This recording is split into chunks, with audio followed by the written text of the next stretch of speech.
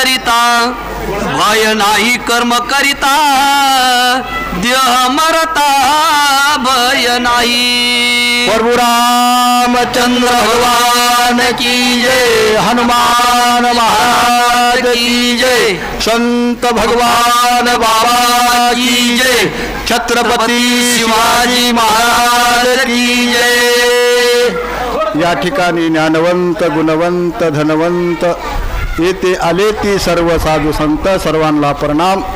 मस्तक हे पायावरी या वारकरी संताच्या, सुरसानी गोडाशी रामकथा नाथ महाराज सांगतायत।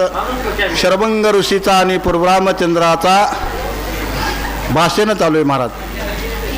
तर शरभंग ऋषी म्हणतात, तुझ्या कृपेने जन्म मरणाचं सुद्धा दुःख मला होणार नाही। जन्म मरणाचं दुःख खूप मोठं गाड आहे महाराज। जन्माचं आणि मरणाचं दुःख त्या दुःखासारखं दुःखच नाही आहे, पण तुझी कृपा जर झाली, तुझ्या कृपा आशीर्वादानं जन्म मरणाचं दुःख सुद्धा नाहीसं होत आहे।